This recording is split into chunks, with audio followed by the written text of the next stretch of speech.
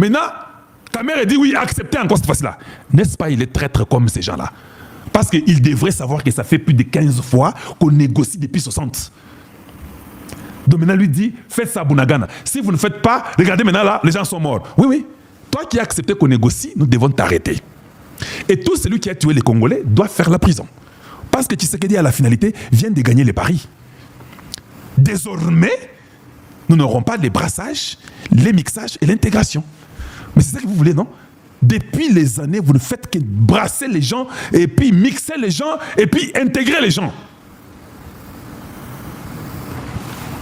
Comment aujourd'hui vous pouvez dire ça? Comme Eza Lokola, Lokumu. Mais nous te pendons directement. Nous te pendons. Donc tu es d'accord que les gens meurent. Et tu voulais que le Congo négocie sa souveraineté à Bunagana. C'est ce que tu voulais? Mais Tshisekedi vous a répondu, non? Il a dit, hein, même s'ils arrivaient à la porte chez moi ici, je ne vais pas négocier. Il n'y a pas d'intégration, de mixage et de brassage. Donc, les gens qui sont morts là ne sont pas morts en vain. Nous devons venger, arrêter toute personne qui a tué les gens qui sont morts. Et ils seront tous arrêtés et exécutés. Et leurs complices. Quel est ce pays où vous avez des hommes politiques médiocres qui vous disent de négocier avec tous ceux-là qui viennent, on viole votre femme, votre maman, on viole, oh, négocions seulement, Tovandare Sikamoko. Tovandare Sikamoko, qui vous a dit ça? Même Dieu, avant Vandare Sikamoko, a Lucifer. Dieu a créé Lucifer, non? Mais quand ça n'a pas marché, Dieu l'a précipité. Mais s'il n'y a qu'au Congo, quand ça ne marche pas, nous devons aller négocier, faire les dialogues stupides. Dialogue, il y a Bouzoba qu'on est en train de nous dire qu'il y aura les dialogues. Et ce n'est pas possible.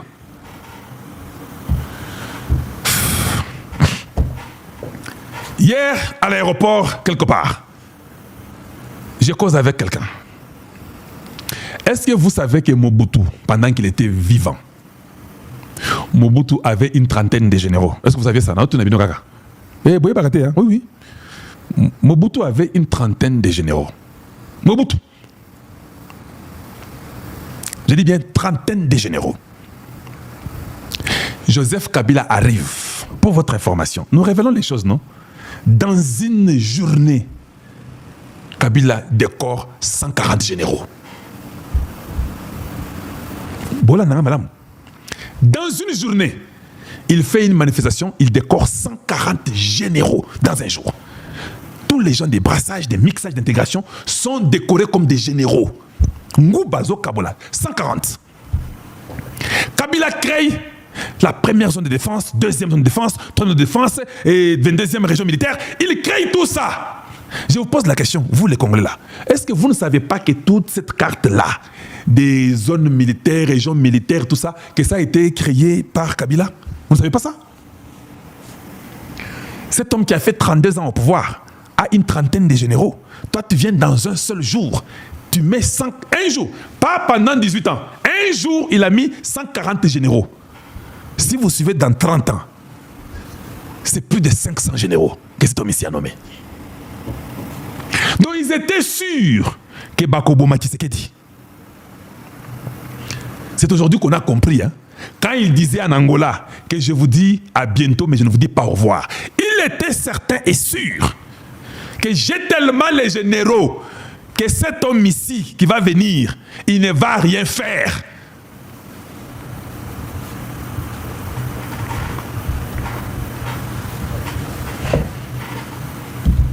Bon, Nanga. Maintenant, je vous pose la question. Après que les gens soient morts nombreux, allons-nous pardonner ceux qui ont tué les gens? Allons-nous pardonner ceux qui ont demandé que nous puissions faire les brassages, les mixages, l'intégration? Parce que Mbosso avait déjà signé que non, on ne va pas les faire. Pourquoi Kamere vient dire qu'on doit les faire? Donc, ce Kamere nous avait dit qu'à Longwara Kabila, parce qu'il avait vu les Rwandais entrer au Congo, ils ont Lukuta, donc, Zaki Lukuta, parce que si quelqu'un avait déjà, dès le début, avoir dit que non, moi, je quitte ces histoires parce que les Rwandais sont venus chez nous sans notre autorisation. Maintenant, la question que je me pose, 20 ans après, tu dis que non, nous devons parler avec eux. Les mêmes Rwandais qui étaient en permission là. Tu dis que nous devons aller parler avec eux. Donc tu nous avais toujours menti. Donc tu es aussi agent double. Donc ta mère est un agent double. Donc Bangombe Bando pesa ba Rwandais, Bangombe on ezaki na donc ezaka ba code. Personne ne pouvait respirer au Congo. Tout le pouvoir venait du Rwanda. C'est le Rwanda qui nous donnait le pouvoir. Pour que tu fasses, il faut qu'on te donne le pouvoir. Quel est ce pays des hommes qui s'appelle homme? Donc nous avons compris que même les dialogues qu'ils cherchent là, en réalité, ils cherchent le partage du gâteau. Où est la part du Congolais? Qu'est-ce que le Congolais, lui, aura? Parce qu'on fait des dialogues là, vous les faites pour qui? Vous les faites pour qui?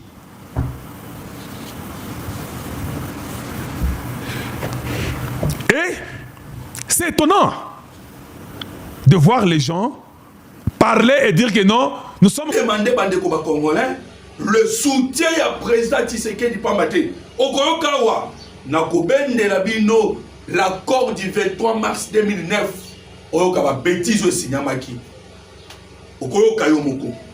Mais je vous l'ai dit déjà que cette fois-ci, l'accord signé, autre dans notre déclaration de principe, Bandeko Congolais a rebattu ma tête de Tiabango. Et là, au clair. Tant que oyo signama, au comparé na oyo, nous comprendre que match exacté bandeko, awa, tatana mwana, déjà séparé. Voilà pourquoi tu as aussi que le père Paul Kagame sacrifie le fils M23. Fati brise les liens. Lien na bango, diviser ton kobeta masolo. Na kata émission au Koyoka. Victoire stratégique, victoire historique, Bandeko, victoire historique. Eh bien, 30 ans, Paul Kagame a commis un système, il y a changement de cours, il y a un coach, à côté 8, à côté 9, à côté qui AFDEL, à coach RCD, à côté ça va CNDP, M23, AFC, Nanga. Mais nous avons obtenu Nandela Mokonzi Mboka la victoire historique. Donc, Kobeta Masolo. Okoyoka, Bandeko, na une réponse. Il y a Bandeko, Bela Batuni Tuningaï. Babenga na WhatsApp. Plein de questions. Mais on peut sa réponse. Massad Boulot, ça peut sa réponse. Nengenini application encore et Salama.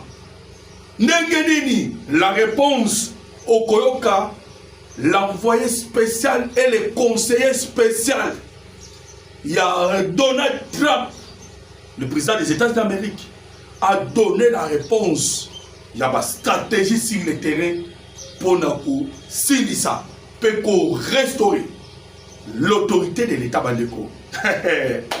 Bandeko, Tokobeta pe masolo ya Christian Chiwewe ainsi que Frank Tumba.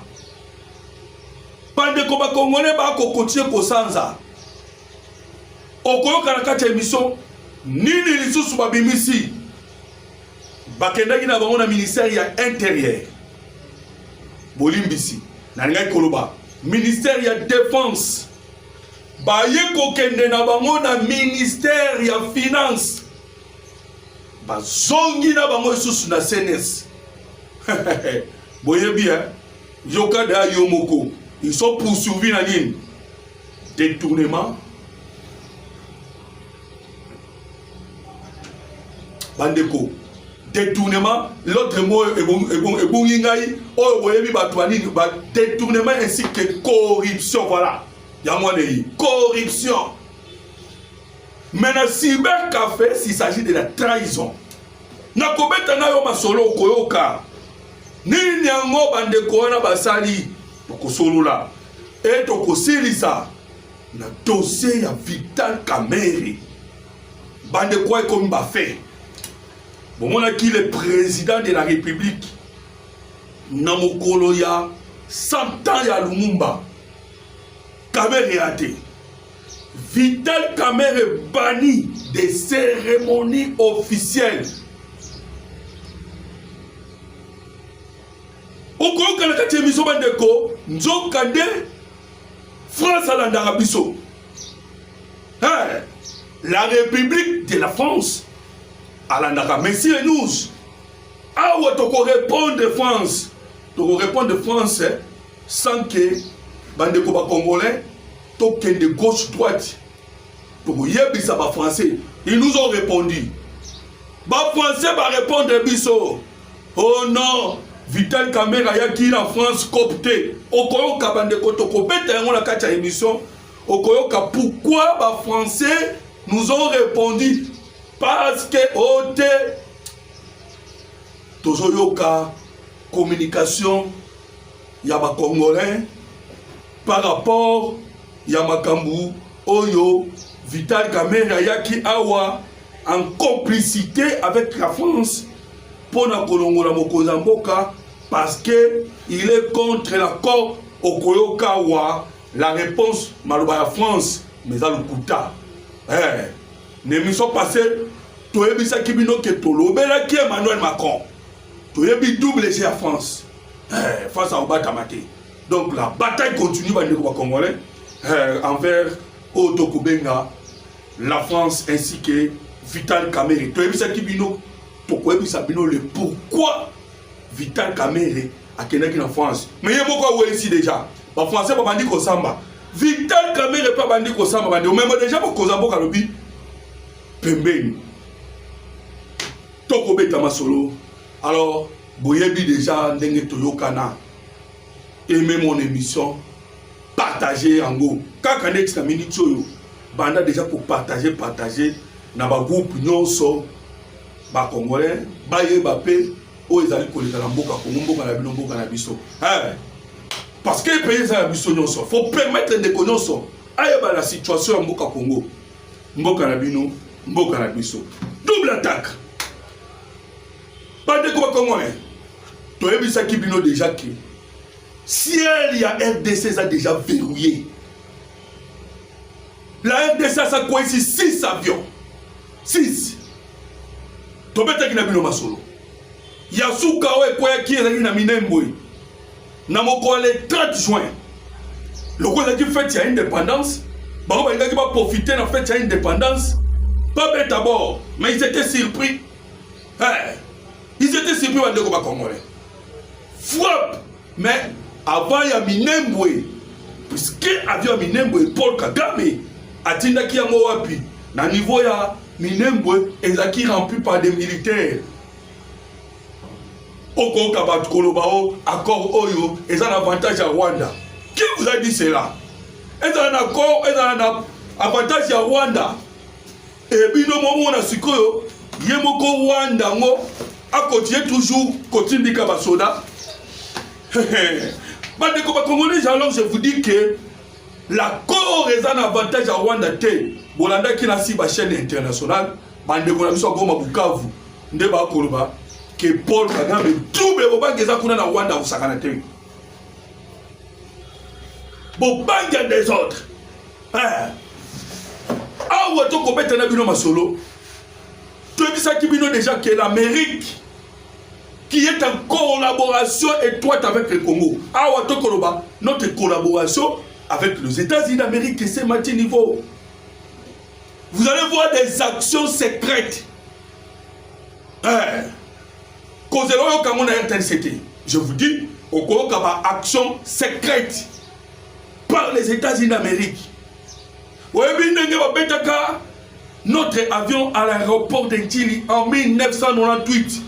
Baza Kokola, Bazo se souvenir. Tout vendre un caraboye. Bouh! Moto pela na aéroport ya Chili. Moto! Et Ziki Saminduki na aéroport en Chili. Là, c'était déjà parce qu'en ce temps-là, les Américains étaient derrière Paul Kagame, oui. Et Mouzé a la résistance. Talandenge va comment qui déjà pour anéantir Malembe la force. Il y a Mouzé Laurent Désiré Kabila. Moi, tu es qui l'aéroport de Ndjili à cette époque-là. C'était déjà des signes pour affaiblir. Boyoka qui paie dernièrement dans Rwanda, non? moto pelé place où chez a humanité à 15 km moko bandeko ba kota ki doute mais ndeko moroto ozali koloba na tindeli bango ba vidéo ba mona kipe moto et que à 15 km et pas Paul Kagame. Alors bandeko, c'est ça, c'est les États-Unis d'Amérique. C'est ça Donald Trump. Donald Trump est un homme de surprise. On m'a dit qu'on surprendre. Bah Iranien non. Les Iraniens ont été surpris. Donald Trump parle au Bakeo non. Je suis un homme de la paix. Mais 2 jours simplement, moto. Alors, Bendeko, c'est ça les États-Unis d'Amérique. Ils viennent signer avec le Congo. Ils viennent signer avec le Congo. Makamwetali minéré. Minéré pas batté. Minéré stratégique. Oh, basala kanango. Dispositif électronique. Oh, se retrouve à Naba avion aérospatial.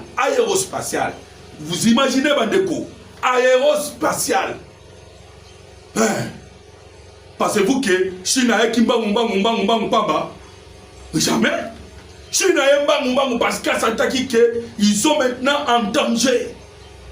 En danger par rapport à quoi? Par rapport à Yaboye, Yab américain. Dengue Mobimba. La République démocratique du Congo. Ah, voilà, Bandeko, nous vous disons que ah wato koloba et comme alors Bandeko yo kasi ko na betelo masolo situation Corneille Nanga ainsi que Yabama Kenga Kabila et les autres. Vous savez que Kabila déjà bandaki kolongola biloko na ye na RDC. Le grand perdant à Makacha Makambo c'est Kabila. Ah, les jours de la signature tokobeta masolo koyoka. Makambo signature les cas qui n'ont le jour de la signature Kabila déjà na moko ba résidence na Goma na Bukavu ainsi que les autorités à M23. Oh ma famille babo kilo tout le membre de la famille en ce moment on a en exil. Ils sont en exil. Poison rwandais au Kolandande Bandeko. Lorsque vous attendez ces gens-là dire que oh non, ils sont des Tozali Awa, Tokolongwa, Tokovanda, poison rwandais. Tokobeta Masolo Kokake, ils allaient poison rwandais. Yo Kakasu Willingoma. Willingoma Kakasu Mungongo nae. Nanga kuto uchiko kamungongo ne lobiawa na système ya théâtre parce que son nom a été cité dans le rapport avec expert en Nations Unies qu'il était déjà écarté. Hein? Mais batona baloba kinini bolanda ki bango non ba M23 wene bango te bande kwa Congo ote d'ici le 30 juin Togo Makishasa baloba ki moto baloba ki amote. Alors vous comprenez que l'ambition au Bazaki avec Nanga qui est sous la parce que d'ici le 30 juin, Goma, Naouvira, Tikishasa Koudaye. L'ambition est ouvrir sous Kiwapi. Baba va vous ouvrir. Baba va vous Kisangani. Alors vous comprenez que match a changé. Match a changé complètement. Pourquoi? Parce que la RDC avec Félix Antoine Tshisekedi Tshilombo très déterminé. Voilà Bandeko Congolais n'engue boyoka qui directement la Robert Nabino Masolo. Pourquoi les M23 na déclaration de principe bazali ko kanga makana eloko babengi respect à constitution na dialogue. Wanda la kinde sikoyo auto bengi bayi France. Bayi France. Mais l'Amérique a collé na bangote. Amérique a makambo d'état lié. Et même mon mission m'a dit qu'on partager pour que bandeko tout balanda. Amérique a lobby makambo d'état li bangote.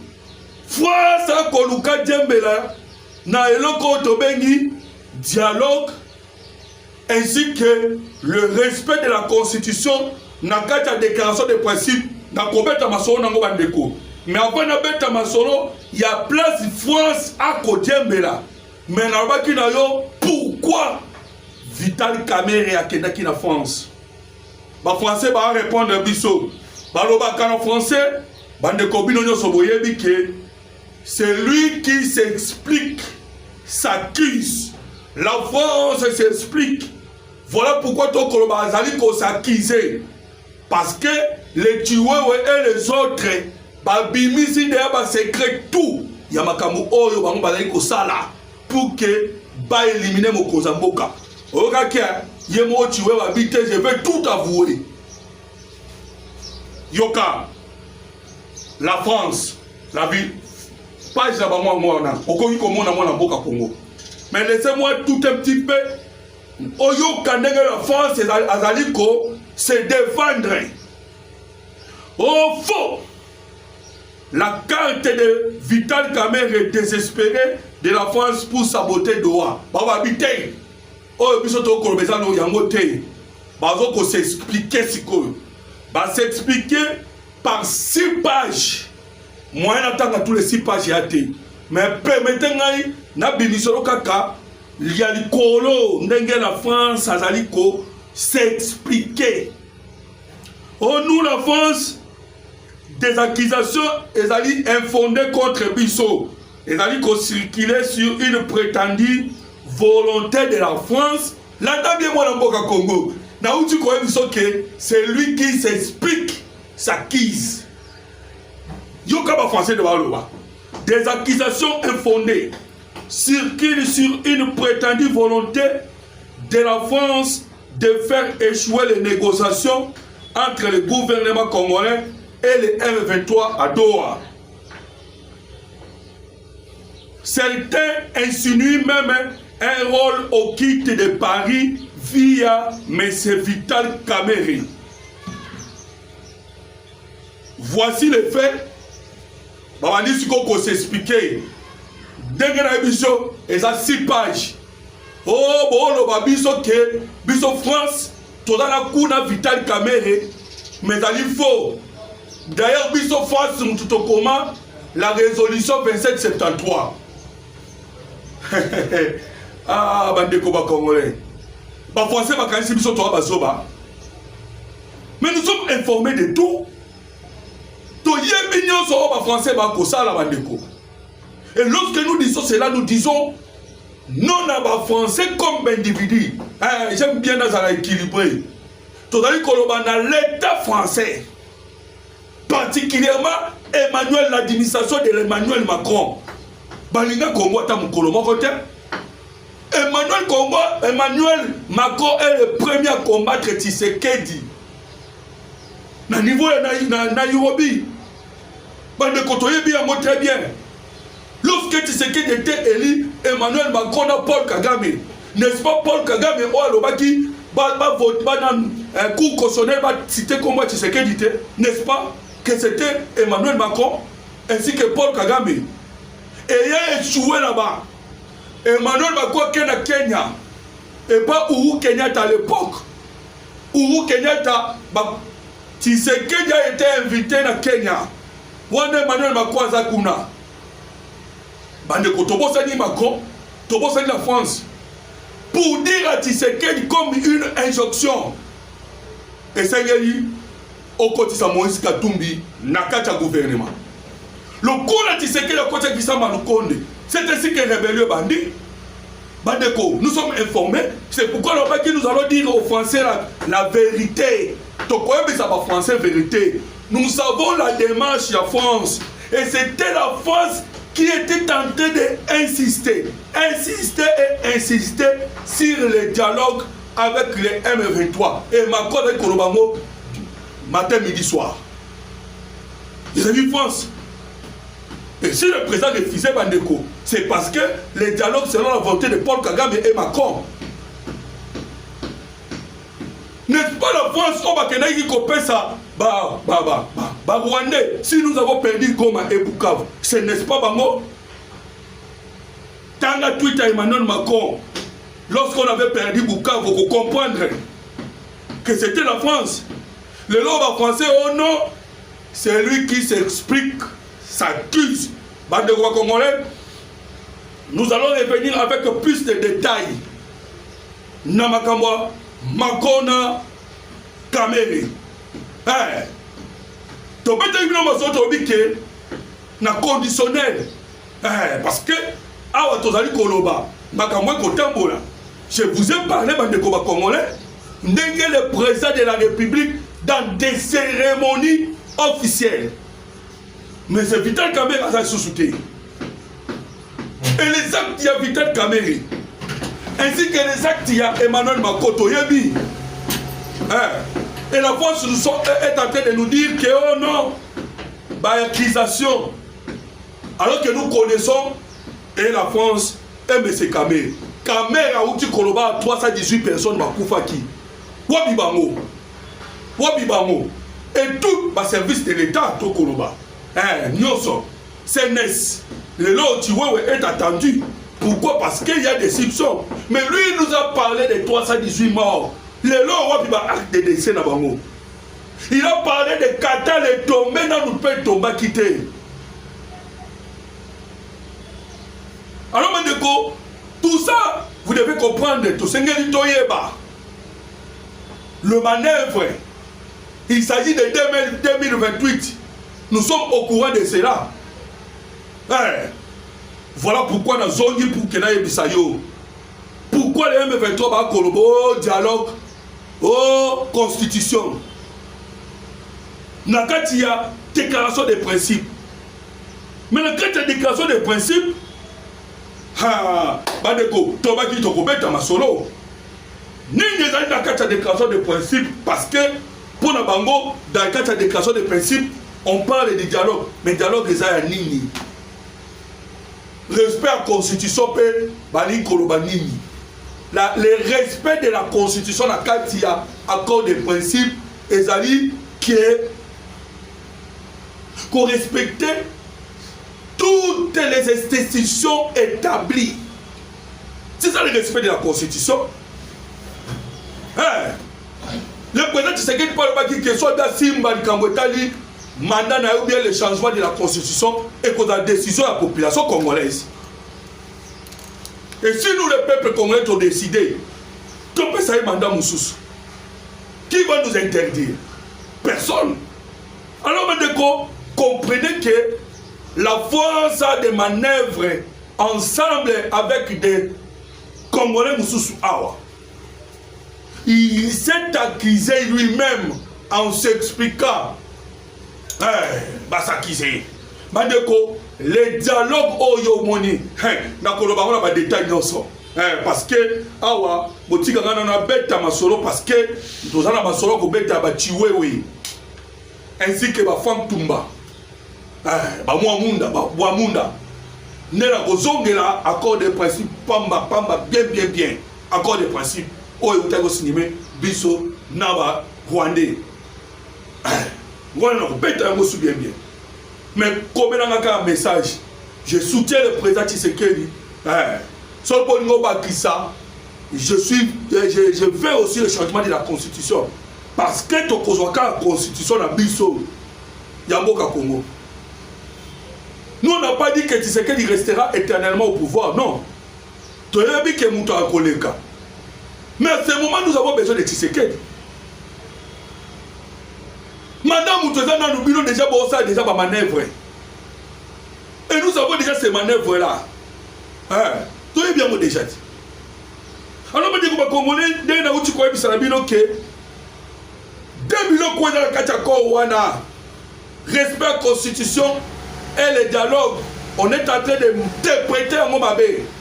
Le dialogue, on est dans la Katia, déclaration de principe, et ça dit dialogue, il y a M23 Tika Munduki. Nengeni ni bakotika munduki parce que mutu azana munduki akotika yango il faut pesa ye otobengaka attendance mususu soit opesi ye musala chauffeur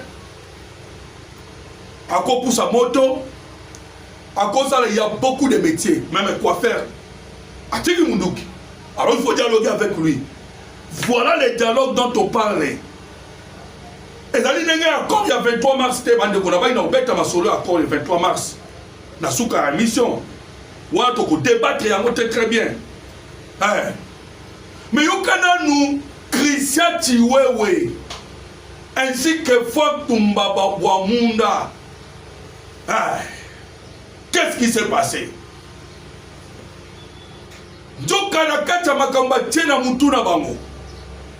Selon les révélations, nous va découvrir que le système de renseignement, le loyo, on a tracé tout ce qu'elle faisait, tous les manœuvres. La vérité, ils ont caché encore d'autres vérités. On a un système. Il y a la corruption, des corrupteurs intellectuels.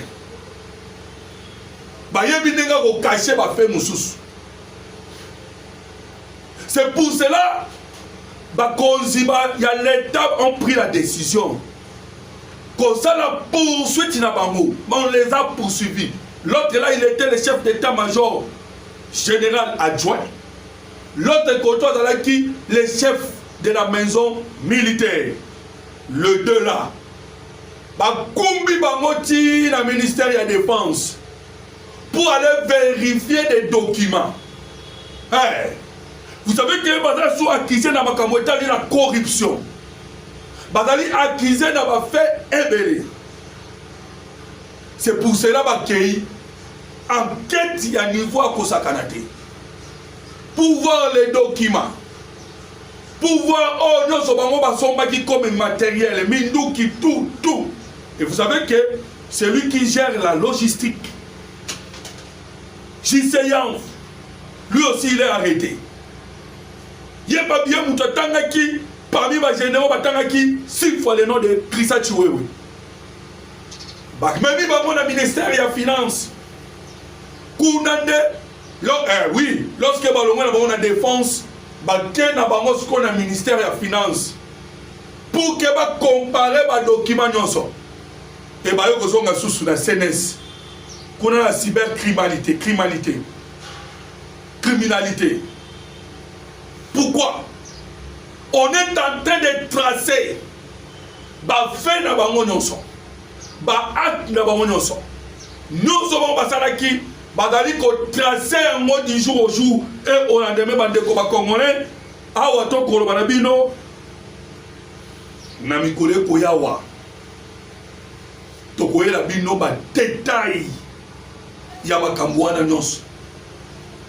Parce que il faut que les enquêtes si la nanou. Nous sommes informés, mais nous attendons la veille à ma procès, la veille à ma ramener sur tout Bakochasi Bangou. Voilà le groupe pour la bête du solo. La France a bibi Bangou. Elle m'a dit qu'on s'est expliqué. Dans 6 pages Mobimba. Pour le Bakambo Itali, Mboka Congo. Dès que tu as au conditionnel. Tu as cité des autorités politiques, voire même la France, ainsi que les Comores Brazzaville. Alors, France et Sénégal a prouvé que Oya Koloba n'est pas un motif. Le Sénégal a prouvé un mot. Mais vous allez maintenant comprendre que Awato Kobe termine ma solo. Par rapport à la question qui sur l'application, la mise en application, il y a accord. Vous savez que les Rwandais sont dans le sol congolais. Vous savez que les M23 va occuper Goma et Bukavu. Mais Yoka Mutuna, Bakobi Mandenge Nini, tu recevoir ma question. Mais tellement de la réponse dans mon côté. Parce que je peux analyser. Mais Massad Boulos a petit réponse. Il y a un dernier nini, M23, Bakose. bandeko bakongole boyokaki déjà discussion oyo elekanaki uta samedi ntango accord ezalaki signé ti lelo na kombo bakobenga le retrait au retraité. Il y a même des Congolais, il y a des Congolais qui ont un réseau, un réseau pour communiquer là, Katumbi Kabila ainsi que M23. OT, bon accès son accord, place ni ba commis retrait. Place à tamoko ba commis retrait zaté. Alors, Boti Kabiso Kimia retrait zaté. Bande ko Congolais. Nous allons répondre à cela par Massad Boulos autant que Rabino Oyoka Massad Boulos Yemoko. Mais ce qui est important, bande ko Congolais, ezali premier point ya accord. Accord et le biboye. La reconnaissance de l'autorité. Reconnaissance de l'autorité. Et puis, un rétablissement de l'autorité nationale sur toute l'étendue du territoire national. Tout le territoire national. Retour, il y a autorité. Et maintenant, il va dire que l'autorité de l'État est à la sous en application de Nakata Mboka Mobimba. Et bien, c'est le M23. Le M23 piégé. Piégé Kakandenge Paul Kagame. Voilà pourquoi Patrick Mouya a dit que biso tokenda ki tozwa o ezali essentiel pour la biso. Tant que tokota ki dialogue na ba M23 na Rwanda, tozwa ki o ezali important pour la biso. O ezali important pour la biso ezali ni. Ezali que Rwanda a reconnaître.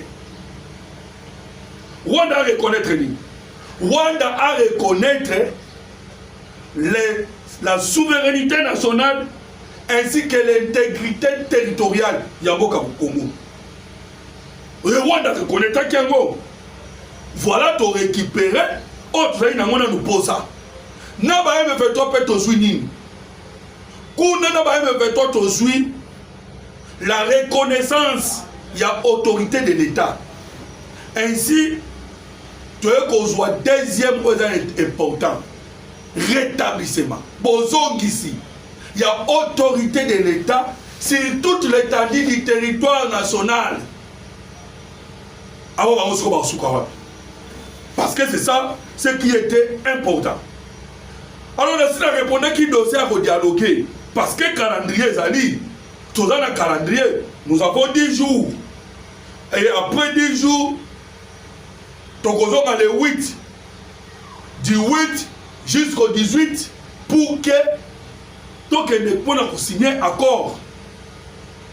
Et Massad Boulos a bien expliqué que awa makambu souveraineté kozonga muke et ça dit que du jour au lendemain parce que batu bandeko batu bele bazali komi kosana batu bele bazali komi kosana bako kanisa que autorité de l'État kozonga du jour au lendemain. C'est faux. C'est faux.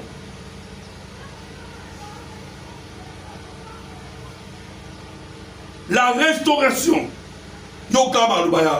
Massad Boulos, la restauration de l'autorité de l'État signifie le rétablissement progressif du contrôle du gouvernement sur les zones occupées par les rebelles à l'est de la RDC. Progressif. Bande colère veut pas kotika mindokika balali bo balamukite. Le contrôle, rétablissement progressif du contrôle gouvernemental sur les zones occupées par les rebelles. Voilà pourquoi bako quitter Goma pe Bukavu. Awa to koloba makabu nyonso ezali na esprit. Il y a résolution 2773. L'esprit de il y a 2773. C'est dans cet esprit-là. Et 2773 le bénin, les retraits. Mais bakoye bisa mutuana mundu kikaka boete Oh, c'est retiré. Ndenge bele bako kanisa. Mais non, bako na bango bongo c'est retiré te. Muto azana munduki. Bongo te bandeko ba congolais. Ya mwana yoki, on vous a bien expliqué et que kosalama progressivement. Maintenant bandeko, question botuna kingai et puis boyo kana tangi la bino accord du 23 mars ata 3 points à pamba. Au monde que oh tu sais que dia kosala ezali différent na o Kabila salaki. Ya Kabila teka ki mboka. Mais tu sais que déjà différent. Mais Yoka Massad Boulos, lorsqu'on lui a posé la question par rapport à Bozong et Kosala Mandegenin, on lui avait posé la question. Babi, mais comment est-ce que cet accord sera appliqué? Moi, on m'avait posé ma question, mais n'a pas qu'on répondre. Parce que, et c'est quelqu'un qui va répondre, c'est-à-dire, Massad Boulos, Yemoko, à répondre. Yoka Massad Boulos, Mamalobi. Alors, cet accord est recevoir un partenaire important. Il y a une communauté internationale. Boulos Alobi Lisusuke, Ndenge Tokoye Bisabino, na Nations Unies, accord Oyo, ils ont une priorité. Et il a cité des noms à Bamboka. Quand Bamboka a séparé la carte à liste, c'est la France. Parmi Bamboka Oyo, il y a la communauté internationale où la mise en application. Voilà pourquoi, vous avez constaté que déjà depuis la semaine passée, il y a eu une décision sur le retour de la MONUSCO et des casques bleus à Goma. L'aéroport de Goma est en état de nettoyer. MONUSCO a déjà à cause de nettoyage. Pourquoi nettoyage? Parce que déjà, selon les États-Unis d'Amérique, ainsi que la Russie, dans le Conseil de sécurité au Kanaki, Baloba qui boye, Mouton du Bosso à Saint-Digna qui c'était la Russie. Russie a lobby boye. Les M23 ont quel statut? Yoka question, c'était la Russie. Bah M23 bazali na statut nini? Pour que bango ba défier l'organisation internationale ou les Nations Unies, parce que M23 ainsi que Olivier Ndoungirere avaient pris le courage